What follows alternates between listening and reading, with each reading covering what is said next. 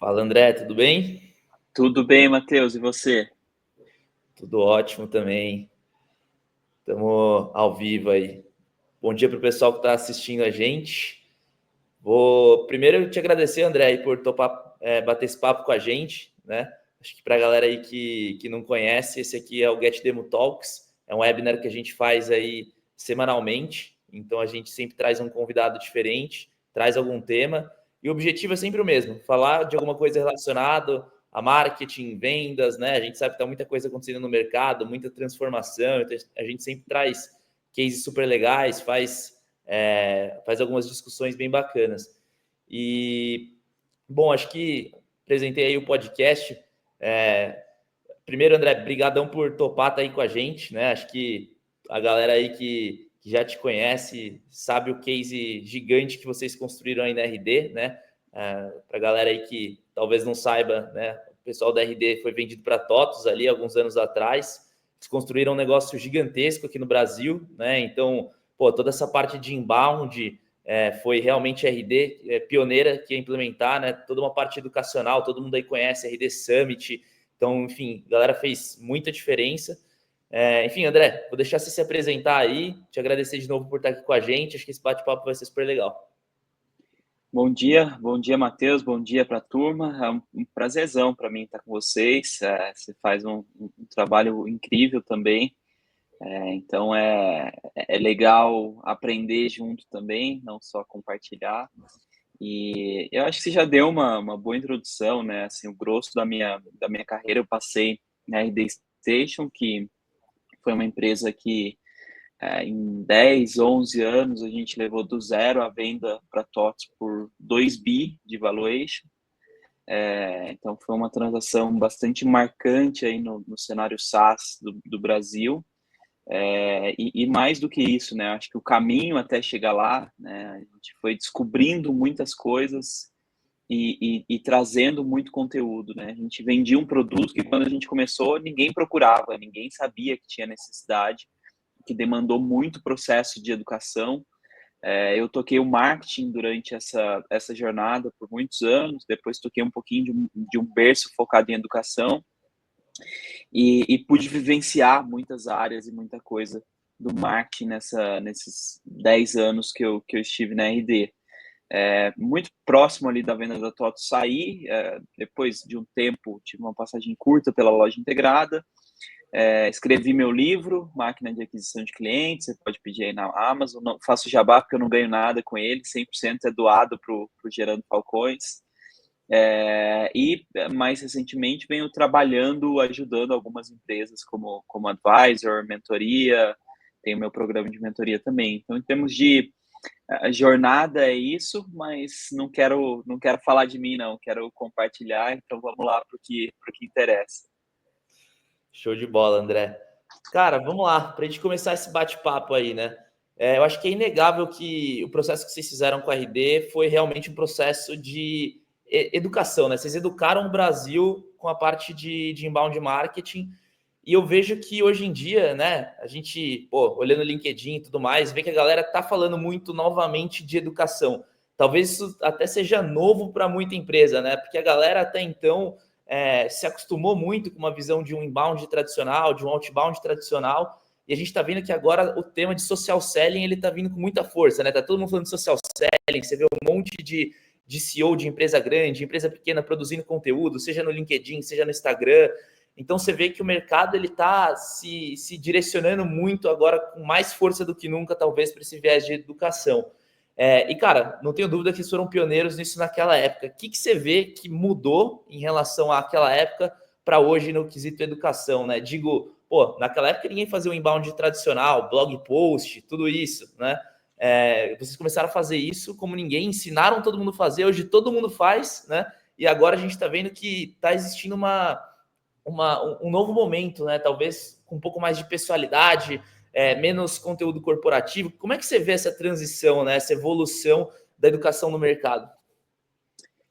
Eu não sei se você gosta de futebol, Matheus, não sei quanto da nossa audiência gosta de futebol, mas quando eu vejo esse tipo de coisa, eu me sinto o Vanderlei Luxemburgo, né? Vanderlei Luxemburgo, ele tem uma carreira brilhante, genial, mas para muitos hoje ele é tido como desatualizado. E aí o pessoal vai discutir o futebol moderno e ele fala, pô, mas o cara tá jogando assim, assim, assim. Eu já fazia isso lá em 93, 94, no time do Palmeiras, no Bragantino, depois fiz no Cruzeiro. E é um pouco do que eu sinto, assim, com esse... Eu consigo entender o que o Luxemburgo quer dizer quando eu vejo isso acontecendo no mercado, assim. Eu vejo pessoal falando, o fulano, o gringo, começou a falar de geração de demanda e trouxe o tema. Cara, não trouxe o tema, a gente já fala disso há muitos anos e já faz isso há muitos anos. E eu acho que é importante você distinguir o que é o princípio, né, o que está como estratégia, o que está como filosofia e o que você tem na operação. Eu acho que a grande mudança que a gente tem é na operação. A gente... Lá atrás, o blog era o principal canal, mesmo social, você tinha um social que funcionou e funcionava muito bem, num modelo muito diferente, né? Então, assim, quando eu fazia uma publicação na minha página no Facebook da RD, lá no comecinho, o alcance de uma mensagem era de 30% da audiência, era de 35% da audiência. Isso era muito bom, isso era um canal interessante. Então, você conseguia fazer um mecanismo em que, puxa, eu atraía o cara pelo blog, pesquisando no Google ou qualquer coisa assim, tentava fazer ele seguir minha página ou assinar o meu e-mail. Seguindo a página, ele recebia as minhas publicações, assinando o e-mail, ele recebia os meus e-mails, e eu ia construindo o relacionamento com ele por base nisso. Hoje o que a gente vê são canais funcionando de maneira diferente, né? Então, o Facebook, a entrega de uma página hoje, 1% se muito, né? E aí, putz, você tem que patrocinar, tem que criar anúncio, tem que impulsionar. Aí você tem um e-mail, cara, ainda funciona, mas ele tem filtros cada vez melhores para entender se a mensagem é relevante ou não para o usuário, se ele interage ou não, e se ele não interage, se ele não gosta, a mensagem não chega na caixa principal. Então, você tem que ser muito mais personalizado na mensagem. Aí, em redes sociais, você tem, hoje, né, o LinkedIn, no B2B, ele é muito provavelmente o mais falado e a maior oportunidade, mas, ao mesmo tempo, né, o questionamento que eu faço é por quanto tempo? Né? Porque o alcance do Facebook também era bom, o alcance do Instagram também era bom.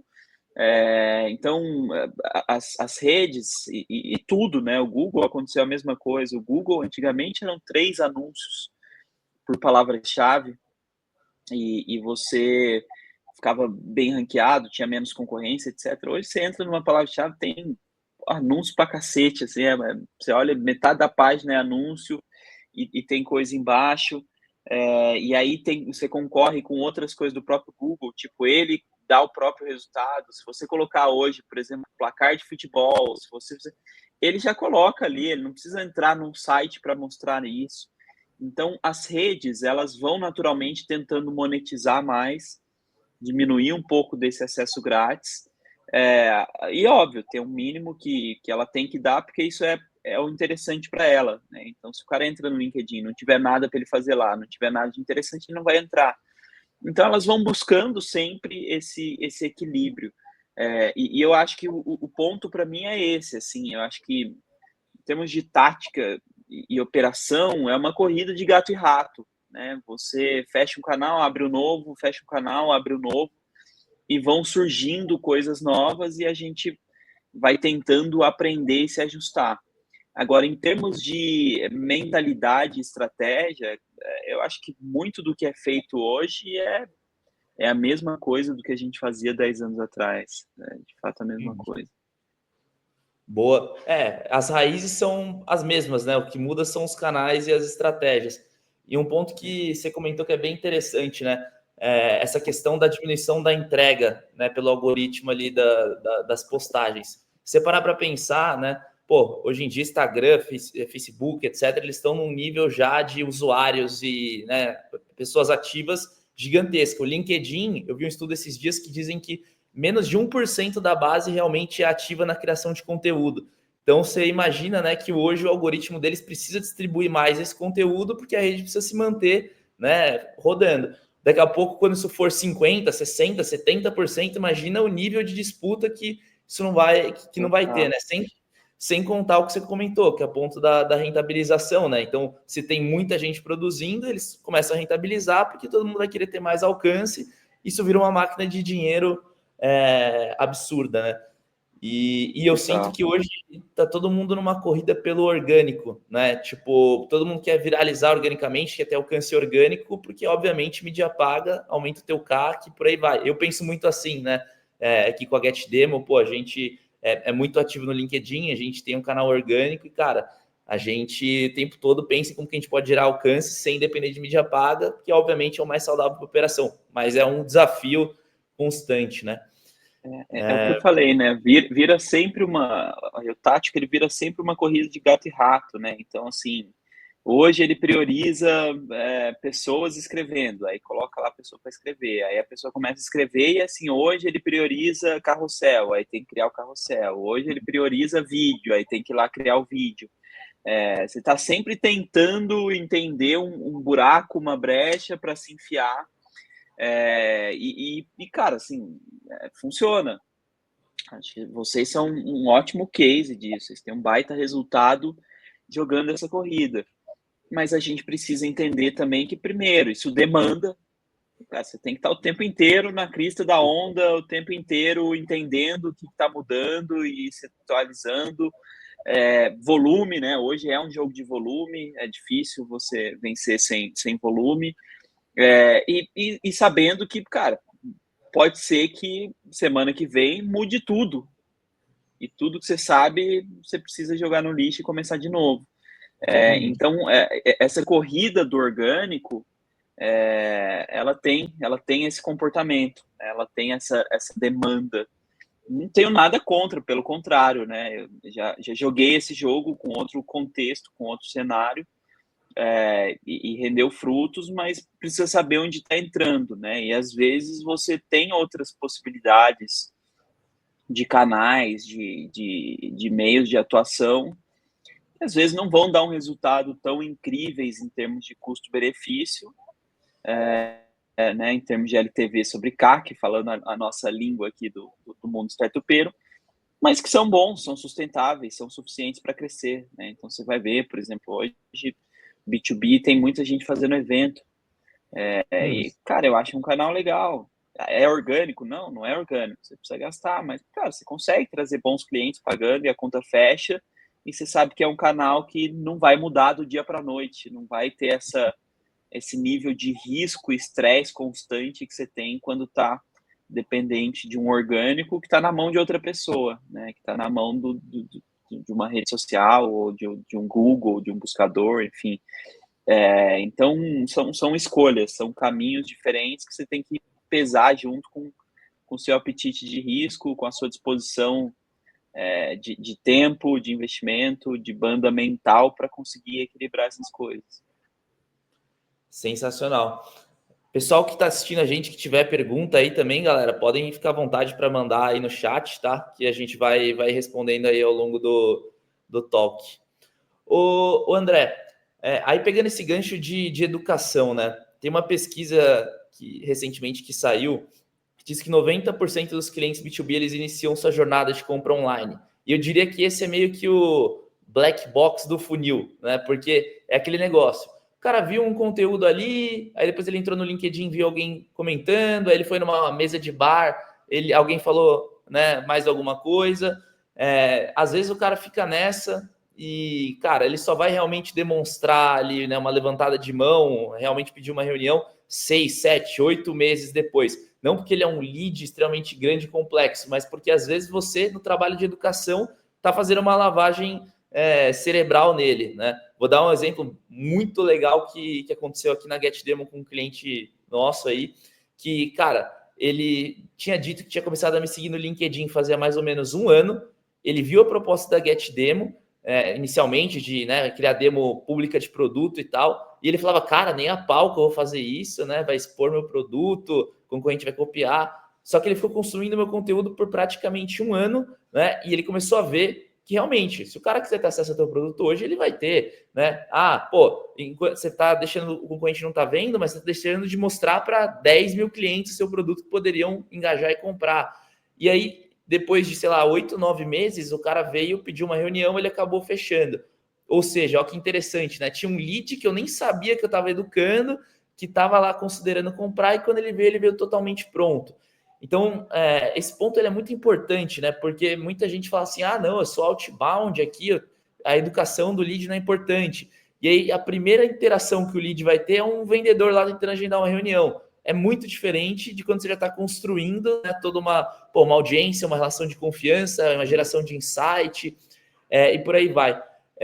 Cara, como é que você vê que o social selling, né, em linhas gerais, esse processo de educação, o PLG e outras ações que tornam a educação de forma mais escalável, né, vão se desenvolver nos próximos anos? Como é que você vê que as empresas vão precisar se adaptar a esse ponto, né? Você vê que as empresas vão ter que expor mais seus produtos, você vê que essa questão da educação ela vai ser realmente um negócio que quem não fizer, cara, vai ter cada vez um resultado menor. Como é que você vê essa evolução, essa questão da pesquisa, né, de fato, e a importância disso para os negócios, principalmente para empresas de software? Eu acredito muito assim, eu tenho um post no LinkedIn que eu publiquei há um tempo, em que eu falo de produtos que são remédio e produtos que são vitamina, né?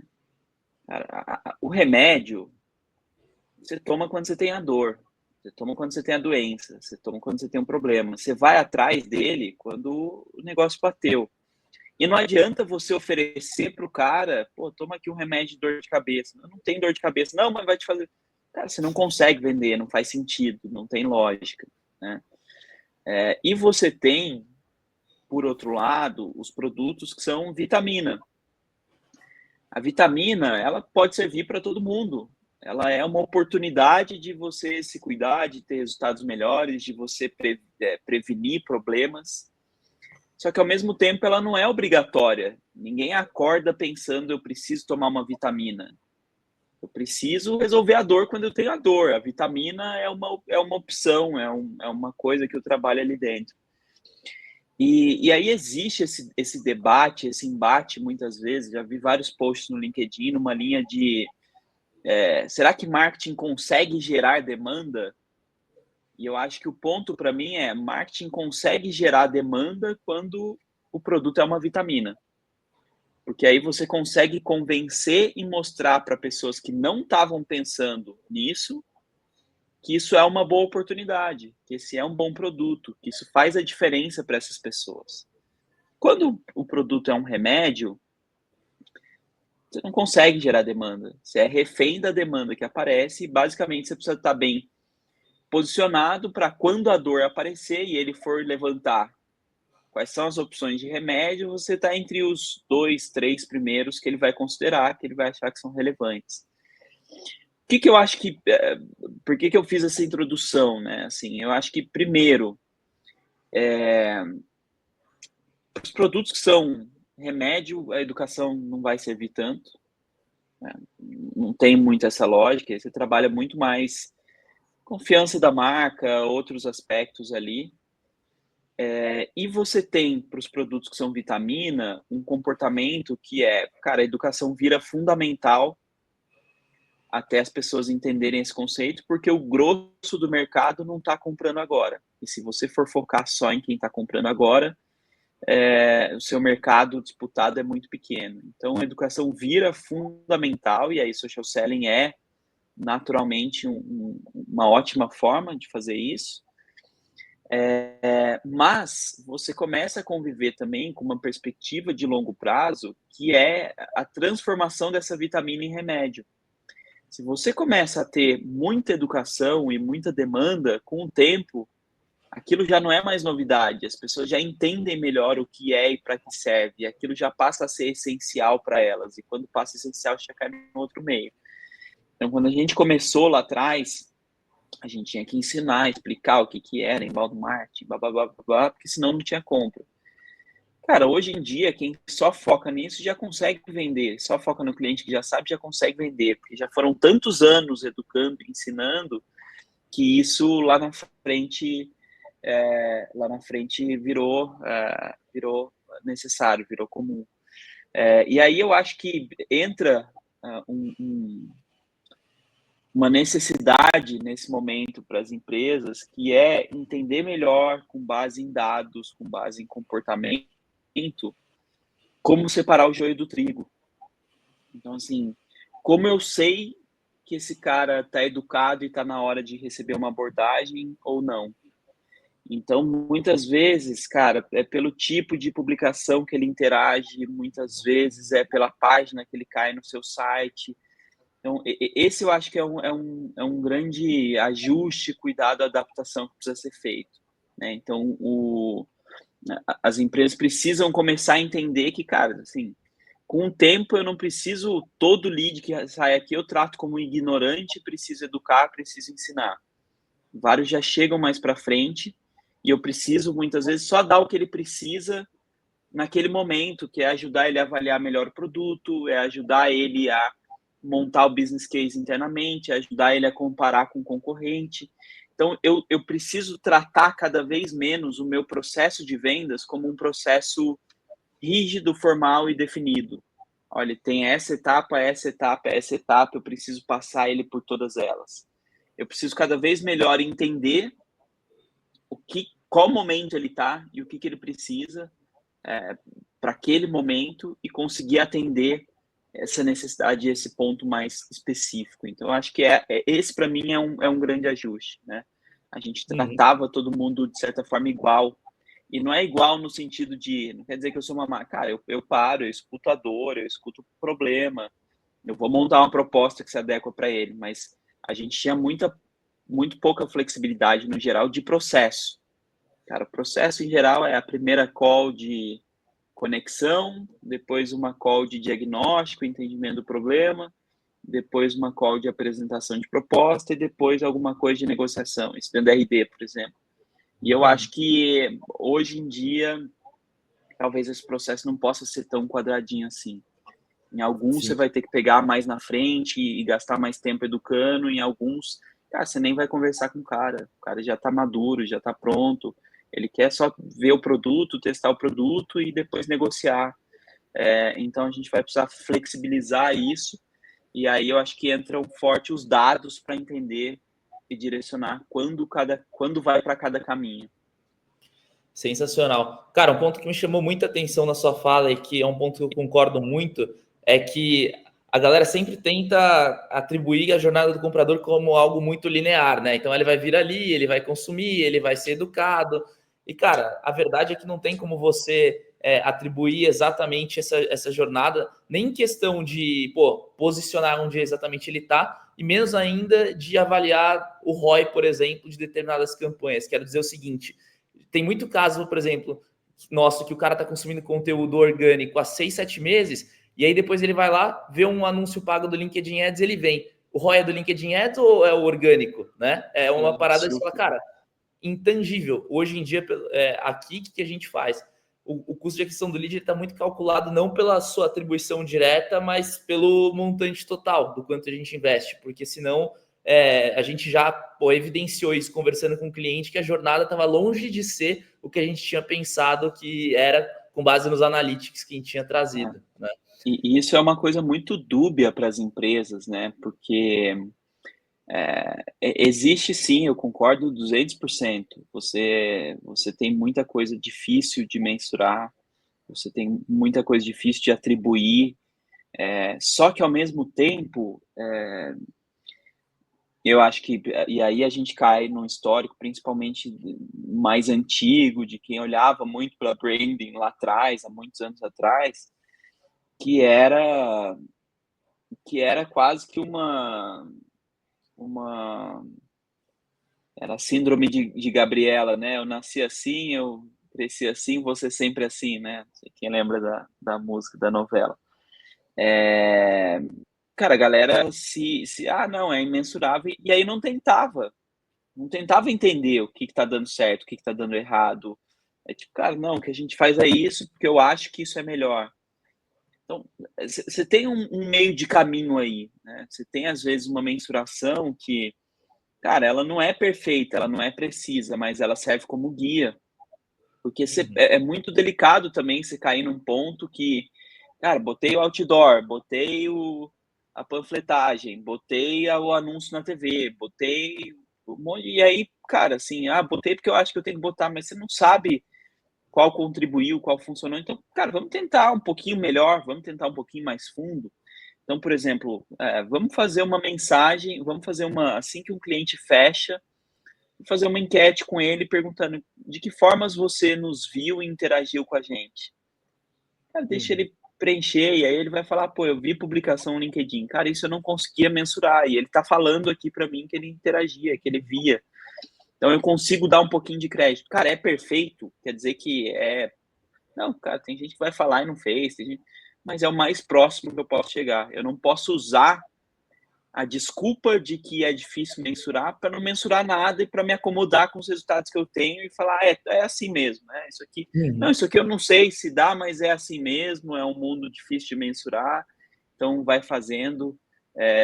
Eu acho que isso também afasta a gente da melhor performance, assim como mensurar demais e querer só, né? Puta, eu só vou pelo dado, se o último clique está no Google, é só o Google, se o último clique está no anúncio, é só anúncio, eu acho isso um erro. O não mensurar nada e não tentar otimizar nada também é um erro, né? Eu tenho que ir descobrindo o que está no meio do caminho. Não, total, concordo demais. Eu acho que é isso, é o equilíbrio, né? E tá sempre buscando entender, né, quais são os pontos que podem ser evoluídos na estratégia. Cara, acho que uma coisa que eu tenho visto muito assim de discussão, LinkedIn, roda de bar, qualquer lugar que você pisa onde tem galera de marketing e vendas, isso é discutido, é a questão da inteligência artificial, né? Que é um tema que todo mundo hoje já se diz especialista, mas a verdade é que ninguém é especialista em AI ainda, né? É um negócio muito insapiente ainda. Com certeza a galera deve ter uma curiosidade de entender a tua visão sobre o tema, de um cara que, pô, fez tanta revolução aqui quando a gente olha para o mercado em termos de marketing, vendas e por aí vai. Eu queria entender, ô André, qual que é a tua visão de curto e de longo prazo em relação à AI, se ela vai substituir ou potencializar, né? Então, se você vê a curto prazo ela substituindo ou potencializando algumas funções, como o SDR, por exemplo, né? E a longo prazo, como é que você vê ela se comportando? A gente sabe que está evoluindo muito rápido, é uma loucura, né? Todo dia, pô, atualização. Queria ver como é que você tem visto esse tema aí no curto e no longo prazo. Cara, vamos lá. Primeiro, sobre o tema de maneira geral, eu passei por muitas e muitas fases diferentes de o Google morreu, o e-mail morreu, tal coisa morreu, ou das novidades também, né? O metaverso agora é a próxima grande coisa. E a gente viu, por exemplo, o ecossistema do Meta, né? Apostando tanto nisso que a empresa virou Meta, né? Hoje é meio... A gente nem para pensar nisso, mas isso aconteceu alguns anos atrás. Os caras tinham Facebook, tinham Instagram, e de repente eles falaram, cara, a gente aposta muito forte que o metaverso vai ser o futuro, vai ser a nossa vida, e a empresa que chamava Facebook virou Meta, em função do metaverso, e que, cara, assim, não virou. E eu nunca me empolguei, sinceramente, com essas coisas, assim. Eu sou um cara, na maioria das vezes, cético. Eu não sou o cara que paga para ver, que quer entrar no primeiro novo canal. Eu deixo andar um pouquinho, eu não sou um late adopter, mas assim, na maioria das vezes eu não sou super early com a cabeça de marketing. Até na PF eu gosto de entrar, de testar, mas, por exemplo, Clubhouse surgiu, cara, eu não fui o cara que foi fazer marketing no Clubhouse na primeira semana, eu baixei o aplicativo, quis conhecer, mas deixa eu aprender, deixa eu entender, deixa eu ver se vai virar antes de investir. Cara, inteligência artificial, eu não tenho a menor dúvida que não é uma dessas modas passageiras, que não é uma dessas apostas infundadas. Eu acho que é um negócio extremamente transformador, extremamente forte, assim. Eu acho que é uma daquelas coisas que a gente olha e fala, muda tudo, né? Assim, talvez mais até do que a gente teve recentemente, alguns momentos, recentemente, eu falo que eu não me considero velho, mas também já não estou mais tão novo, né? E eu vi a internet surgindo e crescendo e o quanto ela transformou as coisas. Eu vi o iPhone aparecendo e o quanto ele transformou as coisas. E eu vejo inteligência artificial surgindo como algo tão ou mais transformador do que esses últimos, né? Mas é o que você falou, ainda é uma coisa muito incipiente, então é muito difícil a gente conseguir prever todas as mudanças e todas as transformações, né? Eu vou fazer uma analogia aqui, vou pensando em termos de mercado, para responder se substitui ou potencializa, como algo que eu vi acontecer nos bancos, né? A gente viu, por exemplo, surgiu o Nubank com a nova geração e com tudo de bom que tem essa nova geração, com a facilidade de uso, né? Tudo no aplicativo, simples, bom atendimento, você entra no chat. Então, ele surgiu abraçando todas as possibilidades e nativo digital, né? E isso concorrendo com vários bancos tradicionais. Tem um banco que eu gosto muito dos tradicionais, inclusive é o banco que eu uso para o meu dia a dia, que é o Itaú. E o Itaú, o que ele fez, cara? Assim, o Itaú não tentou ser o Nubank. Ele não fechou as agências, ele não mudou os produtos dele, ele não tentou ser o Nubank. Ele entendeu quais aspectos do mundo digital podem fazer o Itaú ser melhor. E ele é o Itaú tentando ser um Itaú cada dia melhor. Ele não é um Itaú tentando ser o Nubank. Tá? E por que eu estou falando isso? Porque eu acho que vai abrir espaço para as duas coisas. Eu acho que vão ter as coisas que a inteligência artificial vão substituir, de fato. Vão ter SDRs que vão ser substituídos, vão ter vendedores que vão ser substituídos, vão ter campanhas de marketing que vão ser substituídas. E eu acho que as pessoas que são de marketing, as pessoas que são de vendas, também vão ter o espaço delas. Mas elas vão ter o espaço delas não se elas tentarem concorrer com a IA, não se elas tentarem ser tão rápidas quanto a IA, não se elas conseguirem criar tantas variações quanto a IA. Elas vão conseguir concorrer se elas forem humanas como elas são, potencializando e usando a IA cada vez mais para elas florescerem o humano delas. Então, assim, cara, quando você vai fazer uma ligação e uma conexão, cara, o que a IA vai fazer? Ela vai olhar os dados, vai olhar o processo, vai olhar o histórico, vai tentar colocar as melhores práticas, naturalmente mais robotizada. Cara, o que a IA não vai fazer que o humano faz? Vai fazer a piada, vai perguntar do filho, vai falar da rodada do futebol, porque isso cria uma conexão humana que a IA vai ter dificuldade em criar. Então, a gente não tem que olhar e falar assim, puta, a IA vende pra caramba fazendo esse processo, então eu vou copiar o processo e vou fazer igual. Cara, se for pra fazer igual, a IA vai fazer melhor que você. Você tem que jogar naquilo que a IA faz de diferente. Na sua criatividade, na sua conexão humana, naquilo que você tem de único, e aí como você potencializa isso de fato, né? Eu estava lendo ontem um post de um amigo, de um cara que eu gosto, Giovanni Salvador, ele falou que ele fez um experimento criando posts no LinkedIn inteiros dele, do zero, posts no LinkedIn inteiros de AI e posts no LinkedIn que são híbridos. Quando ele faz inteiro do zero, ele tinha bons resultados, tinha conexão, mas não era incrível, porque muitas vezes faltava uma estrutura, faltava uma sequência, faltava um embasamento mais projetado, que a IA ajuda muitas vezes até. Quando ele fazia via IA, era um post que não criava tanta conexão assim, era um post meio quadrado, era um post meio projetado. Quando ele pedia para a IA fazer o primeiro post, ele pegava isso e falava assim, agora deixa eu sentar para editar. Deixa eu mudar o hook, deixa eu colocar isso aqui, deixa eu colocar um toque meu, deixa eu dar um exemplo da minha vida. Esses eram os posts que explodiram. Esses foram os posts que para ele trouxeram muito resultado. Então, esse para mim é o olhar. Vão ter as coisas que IA vai substituir e vão ter as coisas que IA vai potencializar. E a gente só vai conseguir potencializar se a gente não tentar imitar a IA, se a gente tentar colocar mais da gente, mais daquilo que a gente é diferente. Cara, concordo demais assim com essa visão. Eu também acredito muito nesse híbrido e não brigar contra a AI. Eu acho que e nem tentar imitá-la. Né? Acho que esse é o grande ponto. Hoje tem uma coisa que não é substituível é realmente essa parte humana, né, de autenticidade, de conexão. Então, ao meu ver, sempre vai existir, né, a necessidade de ter um ser humano ali no meio, principalmente para uma venda que exige confiança, né, uma venda mais enterprise.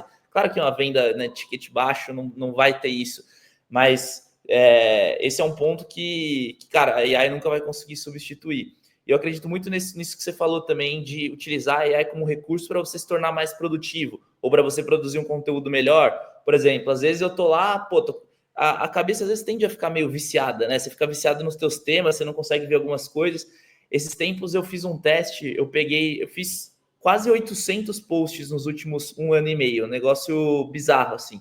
E eu subi todas as URLs, treinei uma AI e comecei a conversar com a AI como se ela fosse um agente treinado com a minha visão. Cara, me gerou um monte de insight em cima de coisas que eu já tinha falado e me deu ideia para fazer novos conteúdos. E assim, foi muito bom, porque eu falei, cara, às vezes eu tô tão viciado numa coisa, ela pegou a minha visão, ela trouxe outras coisas que conectavam a minha visão, eu abri a cabeça, falei, pô, sensacional, né? Então, eu vejo ela muito como potencializadora também, né? Inclusive para matar a tarefa operacional. Então, um vendedor, pô, que o cara não perde tempo escrevendo e-mail de próximos passos, fazendo nota de reunião, preenchendo o CRM, fazendo registro. Cara, isso tudo a IA vai conseguir fazer, vai fazer melhor, né? O que ela não vai conseguir fazer é o que a gente conversou, a questão do relacionamento, né? Enfim. Então, eu também acredito muito nisso. Acho que é uma visão legal, né? Não nadar contra. Acho que quando eu vejo alguém muito bravo com esse negócio de AI, eu falo, cara, não é assim também, né? Usa o melhor que ela pode proporcionar para melhorar o teu trabalho e não pensar na AI como uma inimiga. Eu acho que ficar bravo com a AI hoje é o táxi ficando bravo com o Uber há alguns anos atrás, né, cara? É um processo inevitável. Se ficar bravo não vai resolver o seu problema. Vai estar aí. Se queira ou não queira, vai estar aí. Exato, não, total. Cara, até mudando um pouquinho do tema da AI, e isso é uma coisa que eu sempre admirei bastante que vocês fizeram na RD. Cara, a questão de foco, né? É muito normal ver empresa no mercado, puta, eu faço todos os produtos, eu vendo para todo mundo, né? Eu atendo todos os mercados, e a gente sabe que no final do dia, né? Cara, isso numa abordagem no mercado lá atrás, 10, 15 anos atrás, quando estavam surgindo, por exemplo, as primeiras ferramentas de software, né, e tal, até poderia dar certo, porque, por exemplo, sei lá, lança uma ferramenta de CRM. Cara, o primeiro CRM lá que existir, ele vai ser genérico, muita gente vai entrar, só que hoje os mercados estão concorridos e a gente está vendo a galera nichando muito, né? Então os caras faziam um CRM para tal mercado, né, uma ferramenta para tal nicho. E muito se fala, né, nesse foco cada vez mais, que é uma coisa que até, sei lá, 5, 6, 7, 8 anos atrás, eu, pelo menos nas empresas que eu estava, não via isso sendo falado, e sempre era, vamos abraçar o mundo, aumentar o mercado, né? E uma coisa que sempre me chamou a atenção na RD foi vocês manterem o foco, cara, vocês são para PMEs, empresas menores, vocês não vão entrar no Enterprise, por mais que eu tenho certeza que vocês tiveram muita, e a gente já conversou sobre isso, muita tentação para entrar no Enterprise, porque obviamente a galera tinha necessidade, e você já tinha um nome, vocês iam conseguir fazer deals grandes. Cara, me diz um pouquinho sobre essa questão do foco, né? Como é que vocês conseguiram manter tanto foco? O que vocês acharam que vocês tiveram de ganho nisso? O que vocês acharam que tiveram de perda? Porque, obviamente, vocês deixaram dinheiro na mesa quando vocês não venderam para o Enterprise. Mas, por outro lado, vocês fizeram um produto que fosse muito especialista no SMB. Então, como é que foi essa questão do foco para vocês? Eu acho que isso é um ponto legal, assim, que é uma discussão que eu vejo bastante. Boa. Cara, uma empresa que era inspiração para a gente na RD, sempre foi, mas especialmente naquele começo, era alguém que a gente se inspirava muito, era a antiga 37 Signals, que depois virou Basecamp. A 37 Signals, eles tinham 4 produtos, e eles inclusive mataram os outros 3 para ficar só com Basecamp e chamaram a empresa de Basecamp. Então, eles sempre foram psicopatas do foco, sempre pregaram muito isso. Uma coisa que a gente pegava muito deles, né? Eles tinham... O primeiro livro deles era o Getting Real, foi um livro que já falava bastante disso. Falou, cara, é melhor você ter uma coisa meia boca... Desculpa, você ter meia coisa boa do que muita coisa meia boca. Então, cara, faz menos, faz pouca coisa e muito boa do que muita coisa meia boca. Depois eles lançaram outro livro que ficou bem conhecido também, que eles falavam um pouco disso de novo. Até me fugiu o nome do... Não sei se você vai lembrar do Jason Fried. Deixa eu achar aqui na Amazon para eu não passar meia informação. Mas eles sempre foram uma inspiração, a gente puxou muito disso. E a gente olhava para a gente no dia a dia e era isso, assim, cara. Tudo que a gente... É Rework, o segundo livro deles. Tudo que a gente via um monte de coisa, né? E eu acho que eu nunca vi uma empresa morrer por falta de ideias. Qualquer empresa, cara. Pode ser a repartição pública que está estagnada, que está desmotivada. Se você sentar lá e falar, pessoal, me deem ideias de coisas que a gente pode melhorar, vão surgir 1000 ideias, né? O grande desafio é você conseguir executar. E você conseguir executar, eu acho que essa é uma das coisas que tem muita coisa para mim que em marketing, em vendas, que na gestão de uma empresa, elas são bom senso. É bom senso, você consegue tocar com bom senso. O cliente vai gostar mais disso ou daquilo. Com bom senso você consegue ter uma ideia. Mas essa para mim é uma das coisas que é contraintuitiva. Eu acho que a gente cresceu ouvindo falar, e principalmente o conhecimento financeiro, ele fala muito da diversificação de produtos.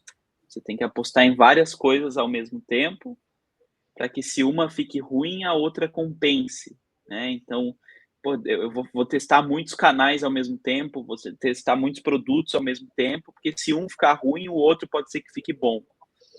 Só que essa eu acho que, cara, essa intuição atrapalha. A decisão deveria ser contraintuitiva. Por quê? Porque fazer muitas coisas ao mesmo tempo, naturalmente você não está com uma só, você não está pensando em uma só, você não está pensando em melhorar uma só, você não está pensando em ser incrível uma só. Então, criar uma empresa, criar um produto é extremamente difícil. Você já tem competição, você já tem ruído, você já tem... não tem competição, não tem ninguém... Cara, você está competindo por atenção, você está competindo com... você entra no Instagram, você entra no LinkedIn, tem um monte de gente lá publicando ruído, e você conseguir o seu espaço é muito difícil. E aí, cara, assim, se você pensando só em uma coisa e tentando fazer ela incrível já é ser difícil, imagina pensando em várias. Imagina dedicando, cara, se dedicando 60 horas da sua semana é difícil, imagina você dedicando 15, dedicando 10, dedicando 20. É muito improvável, assim, você precisa ser muito ou sortudo ou gênio para conseguir acertar a mão em várias coisas ao mesmo tempo. E é um exercício de humildade e entender que, cara, não sou esse gênio todo, né? Não vou acertar tanto assim. Então, a melhor chance que eu tenho é escolher uma coisa e ficar muito bom nela. E então foi isso, assim, esse é o nosso pensamento. Eu cheguei, por exemplo, o pessoal às vezes acha, inbound não serve para empresa. Cara, a gente conseguia trazer. Eu me lembro uma vez no comecinho da RD, eu mandava os e-mails automatizados lá, saíam no meu nome, e aí me respondeu um e-mail, um diretor latino-américa da Colgate. André, achei muito legal isso que vocês fazem. A gente faz um trabalho aqui de relacionamento com dentistas e eu acho que tem tudo a ver com isso. Vamos conversar? Falei, cara, vamos conversar, estou à disposição. Então eu te espero aqui na nossa sede no dia tal hora. O endereço é esse aqui. Falei, cara, já começa a mudança aqui. Cara, o cliente que eu converso inside sales, eu converso igual a gente está conversando. Estou no computador aqui de Floripa, eu estava em Floripa na época. E o cara está marcando uma reunião daqui a 3 dias lá no escritório dele em São Paulo. Eu falei, cara, beleza, vou pegar o voo, vou pegar o avião e vou para lá. Aí, cara, você já começa a entender, cara, como é que funciona, como é que é o processo, isso aqui. Cara, aí o processo tem que passar no jurídico, o processo tem que passar no comitê. Aí, para fazer o contrato, não pode ser o nosso termo de uso normal, porque tem que determinar o contrato deles. Aí, eles querem um consultor para ficar alocado em cima do projeto. Cara, é outro modelo. Não estou dizendo que é ruim ou que é bom, mas é outro modelo. É muito diferente daquilo que a gente estava fazendo. E aí, cai nessa questão. Tá, beleza, eu vou fazer isso, eu tenho que criar, então, uma equipe que trabalha alocado, tem que ter um time de vendas que viaja, o custo disso é diferente, o impacto disso é diferente. eu tenho desafio pra caramba aqui do meu lado SMB, já tá difícil tocar ele, eu vou tentar criar mais um, eu vou dividir minha atenção. Então a gente escolheu não fazer isso. E aí, eu acho que o que eu acho que talvez, assim, eu acho que ter foco é fundamental. O que eu acho que é uma decisão, muitas vezes, que pode ser tomada eu quero o grande ou eu quero o SMB. Eu acho que essa é uma decisão mais justa e você pode escolher, os dois têm suas vantagens, né? E aí, do meu olhar para isso, eu acho que é muito pessoal, né? Eu acho que é maravilhoso você vender para grande e pegar um contrato e, cara, ele financia o seu ano, né? Você não precisa nem de funding às vezes, porque o contrato já te dá uma segurança, uma estabilidade, você pode contratar gente, ele ajuda a desenvolver o produto. É maravilhoso você ter um cara que, pô, em uma venda você equivale a 100 do SMB, a 150, a 200. Então, pô, isso é muito legal. Por outro lado, cara, você está na mão do cara, né? O cara vai te ameaçar de churn, você tem que desenvolver a feature para ele, você tem que ajustar para ele, você fica morrendo de medo. Cara, isso é o jogo da grande. No SMB, pô, é um saco, é um trabalho de formiguinha, né? Para a gente chegar num faturamento relevante, cara, era um pouquinho, você vai somando, trabalhando para cacete, e depois de 5 anos, de 6 anos, 7 anos, isso começa a olhar e falar, puta, agora tá ficando legalzinho. Mas por outro lado é isso, você não tem dependência de ninguém. Se o cliente tá puto, tá xingando e tá exigindo features, cara, sinto muito, eu não consigo te atender e tem mais 5.000 lá para você tomar conta, né? Então é um jogo muito diferente. E esse jogo do SMB é um jogo muito de escala, que determina processos, que ele é muito menos relacional, ele é muito menos político, ele é muito mais de processo. E era o nosso perfil, a gente era uma empresa engenheira, né? Os fundadores, são 5 fundadores, 4 são engenheiros e um sou eu que não sou, mas sou por osmose, né? Morava com engenheiros, convivia com engenheiros, a minha cabeça é engenheira, eu sou muito analítico, eu consigo, eu discuto com base em números, etc. Então, para a gente olhar para os processos e olhar para essas automações, para essas coisas que vêm com a escala, era muito mais natural do que ficar acionando networking, trabalhando com rede, vindo para São Paulo e etc., fazer esse tipo de coisa. Então, foi meio natural do nosso perfil. Legal demais, cara. Muito bom. O André, a gente está chegando nos últimos 10 minutos aí. Tem uma galera aí que mandou umas perguntas. Vou passar elas aqui. Vou começar pela do Glaucio, tá? Ele perguntou: André, qual a sua opinião para o crescimento através da venda indireta, canais, parcerias? Onde consegue alavancar através de uma base já existente do parceiro para ser explorada? Cara, eu gosto muito desse tema. Hoje, mais de 40% das vendas da RD vem via canais, vem via parcerias, que são as agências parceiras. E eu acho que ataca muitas dores e muitos problemas ao mesmo tempo, né? Você consegue muitas vezes chegar num nível de granularidade, de expansão, de putz, você tem um parceiro que está lá no interior atendendo de perto o cliente X, você consegue fazer algumas coisas diferentes, você tem esse parceiro ajudando muitas vezes a evitar o churn, entregando um trabalho bom para o cliente, tem vários benefícios. Vou deixar uma indicação aí de livro, o Ecossistema de Parceiros, que escreveram a Nara e a Juliana Tubino e a Nara Vaz, que elas tocaram um pouco dessa parte na RD e criaram uma metodologia sobre isso, então elas falam com mais propriedade sobre o assunto. O que para mim é o grande ponto desse esquema com parceiros é você ter um benefício real e natural muito forte, né? O que é o maior problema? Muitas vezes as pessoas olham e falam assim, por exemplo, o Matheus pode olhar e falar assim, nossa, André, eu acho que tem vários clientes da RD que iam se beneficiar da GetDemo, me apresenta ele para sua base. Mas, cara, a RD está lá tentando vender outros produtos dela mesma e tem dificuldade e tem, cara, 50, 100 startups aqui pedindo basicamente a mesma coisa. Cara, tem beleza, vai ganhar uma participaçãozinha ali, mas, cara, é melhor eu vender um produto meu do que ganhar uma participaçãozinha. Acho que essa discussão vira o quanto isso agrega de fato. E eu acho que, no nosso caso, por exemplo, com as agências, o que acontecia, né? É estranho falar dessas coisas hoje, depois que passaram 10, 15 anos, mas lá atrás a agência vendia site, né? Era um projeto muito pontual. Se muito, elas pegavam a gestão de Google AdWords ou alguma coisinha assim. E a margem delas era muito baixa. Então, o que aconteceu? A partir do momento que a gente cria essa visão, começa a trabalhar com essa metodologia do inbound, e que a agência pode vender um pacote desse serviço, ela começa a ter uma recorrência, ela começa a ter um produto que ela não tinha antes. Então, antes ela vendia o site, ela vendia o Ads. Hoje ela vende um serviço de inbound marketing que ela vai cobrar 5, 10, 15, 20, 30 mil por mês, 40 mil por mês. Então, eu dou para esse cara a possibilidade de ter um produto recorrente e lucrativo. Esse é o valor que ele vê. E para ele, isso muda a vida dele. Para ele, isso é muito significante.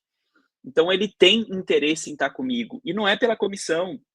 Um cara que paga R$1.000 na RD, se eu der uma comissão para ele de 20%, R$200 por mês, cara, não muda a vida de ninguém, não muda a vida da agência.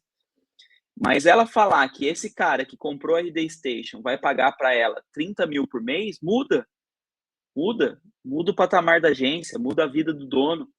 Então, o grande ponto para mim é você conseguir identificar quem são parceiros que têm esse nível de sinergia.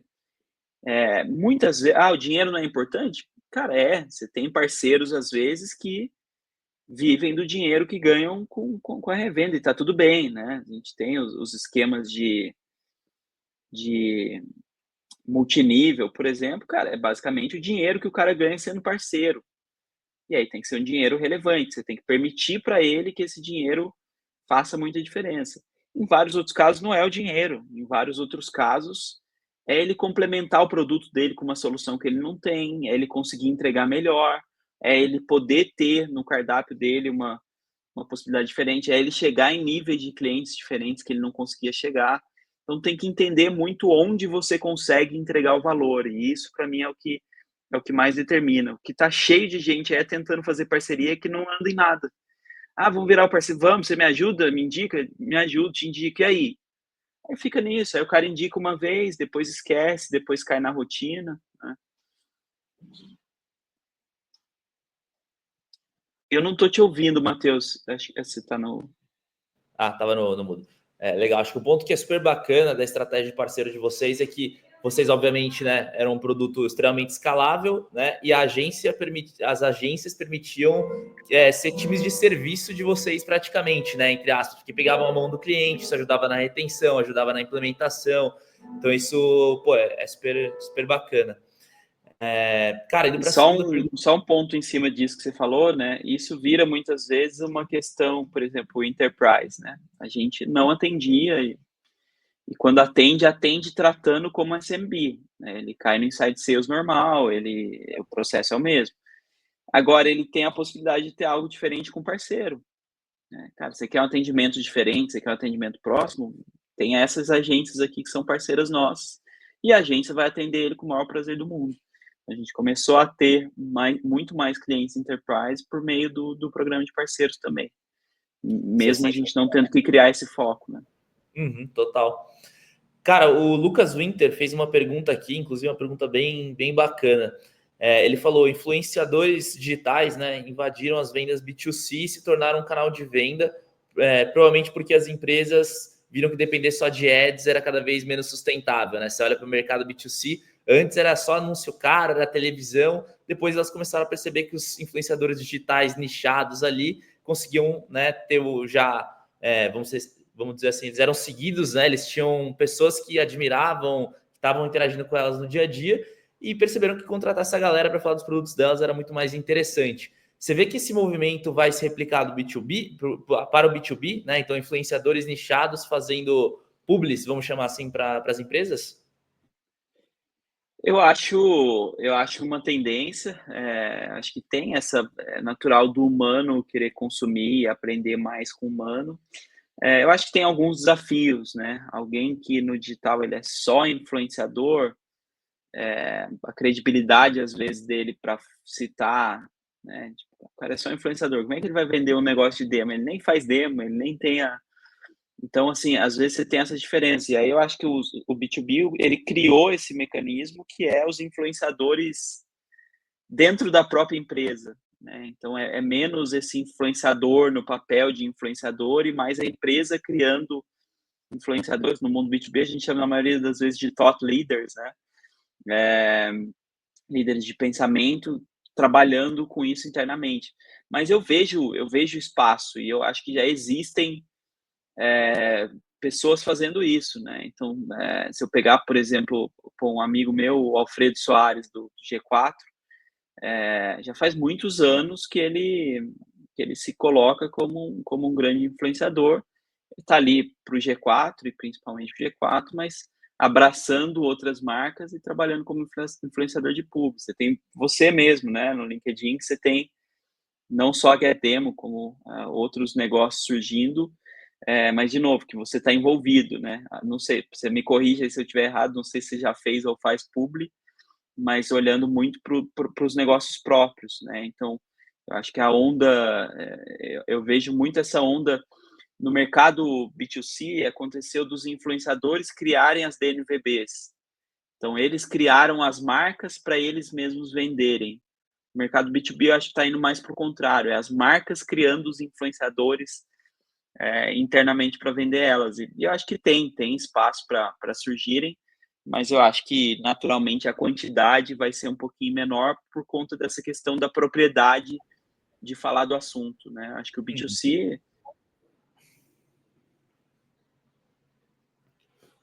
Acho que o André caiu aí.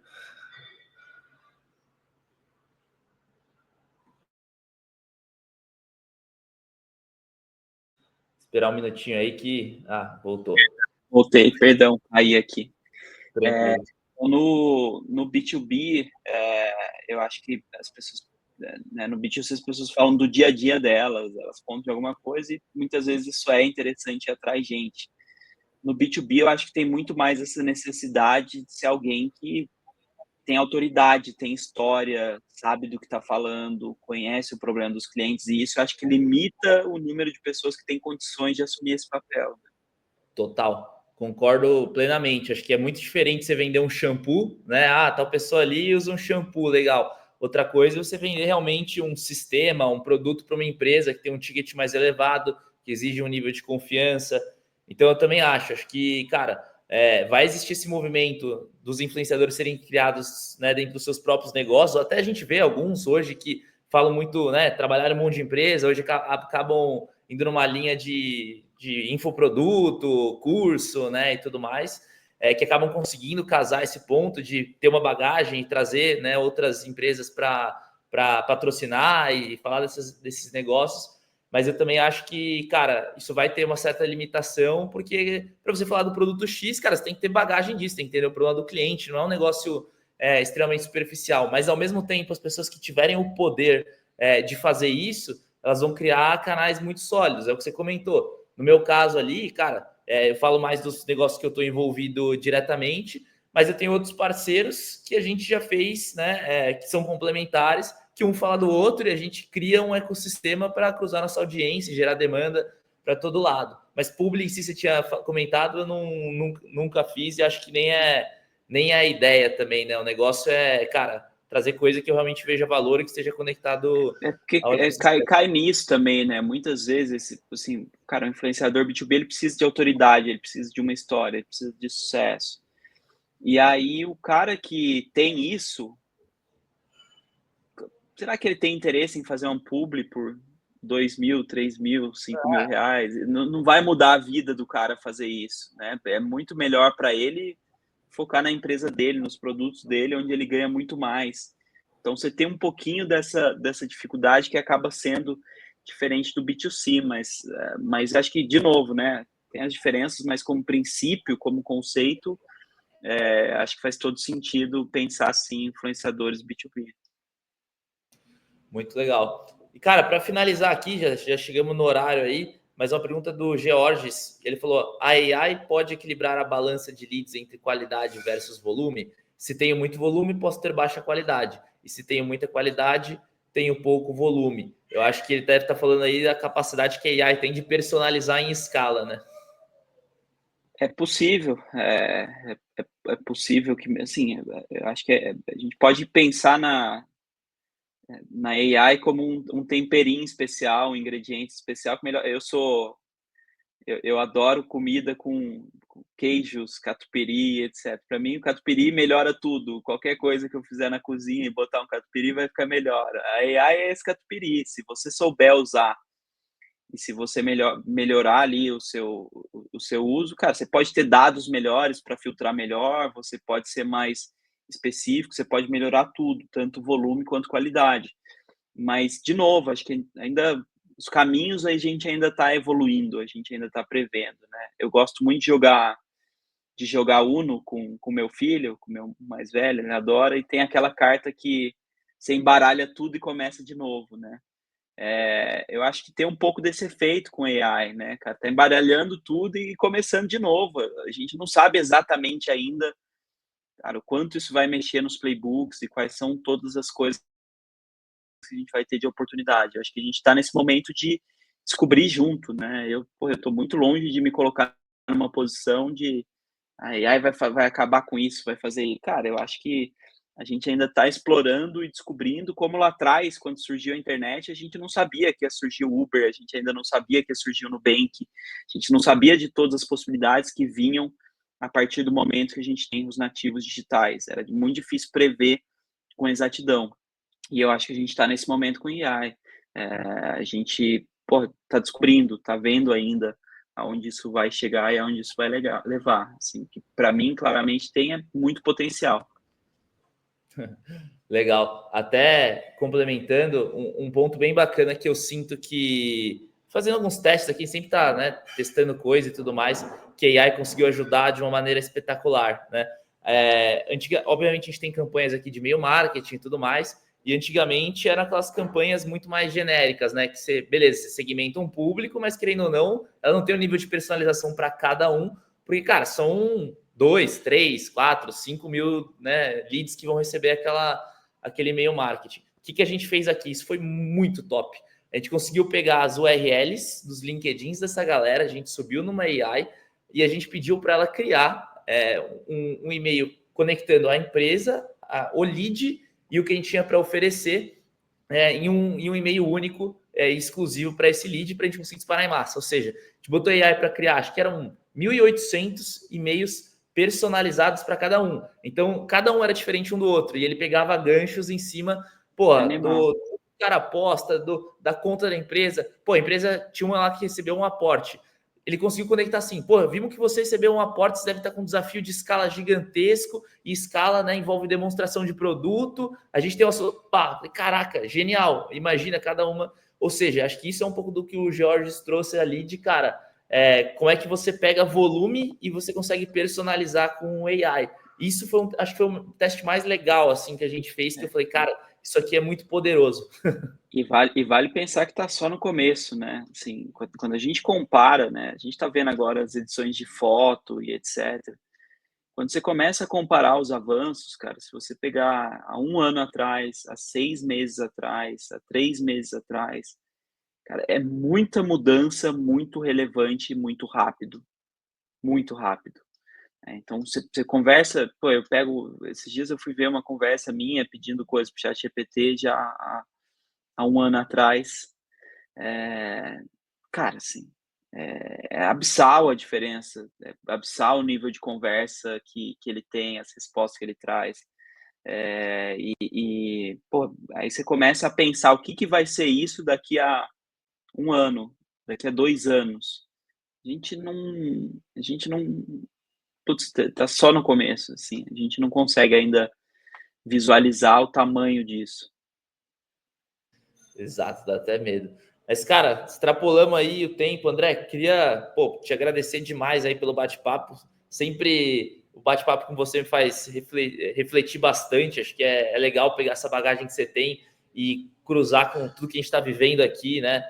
hoje em dia com os desafios. Acho que a galera também deve se identificar bastante com as coisas que você comentou. Então, pô, brigadão aí pelo papo. Obrigado, galera que assistiu. André, se quiser deixar aí também uma mensagem final aí, fica à vontade. Cara, acho que primeiro, obrigado aí por assistirem, por me ouvir, obrigado pelo convite, Matheus. É sempre um prazer dividir e aprender junto. Nas minhas redes sociais, né? Eu sou André G. Sesqueira, quem quiser acompanhar no LinkedIn, no Instagram. O Instagram tá meio abandonado, recomendo mais o LinkedIn. Mas se for para deixar uma mensagem principal aí, eu acho que é calma, né? Respira, assim, não se apavora, né? O Jeff Bezos, ele fala de uma coisa que eu gosto muito, né? O pessoal pergunta para ele o tempo inteiro, a Amazon é uma empresa de vanguarda, é uma empresa que ajuda a criar o futuro. E aí perguntam muito para ele de como vai ser o futuro e a resposta dele é uma resposta que eu adoro. Ele fala assim, olha, eu não gosto de pensar em como as coisas vão ser. Eu gosto de pensar no que não vai mudar. Então, assim, meu cliente nunca vai querer pagar mais caro, meu cliente nunca vai querer uma empresa mais demorada para entregar, meu cliente nunca vai querer produtos de qualidade pior. São nesses pilares que eu estou investindo o meu foco e a minha energia. E se eu estiver fazendo isso bem feito, eu estou preparado para o futuro, porque eu sei que essas coisas não vão mudar. Se a entrega vai ser de drone, se ela vai ser um túnel que eu enfio e vai chegar na casa das pessoas, tipo um gasoduto, cara, eu não sei ainda, e a gente vai explorando e descobrindo isso junto. O ponto é, eu preciso estar olhando para como fazer a empresa chegar mais, o produto chegar mais rápido na casa das pessoas. Eu preciso estar criando meios de fazer ele chegar mais barato na casa das pessoas. Eu acho que isso vale muito para a gente, né? Assim, cara, se a AI vai ser isso, vai ser aquilo, não importa. O que importa para mim é, cara, como é que eu posso falar com mais propriedade com cada cliente? Como é que eu posso personalizar melhor, identificar cada caso comum? Como é que eu consigo fazer a experiência dele ser melhor? Quando eu começo a colocar esses ângulos, eu direciono melhor para onde eu preciso olhar e, naturalmente, eu vou estar mais preparado para esse futuro, mesmo sem saber o que esse futuro é. Então, essa, para mim, é uma mensagem aí que vale deixar nesses tempos de tanta mudança e tanta ansiedade pela mudança também, né? Show de bola, André. Maravilha. Bom, obrigado de novo aí por participar. Pessoal que ficou aí com a gente também assistindo. Espero que tenha sido bacana. E aguardamos vocês aí no próximo Get Demo Talks. Valeu, André. Valeu, um abraço. Valeu, tchau, tchau.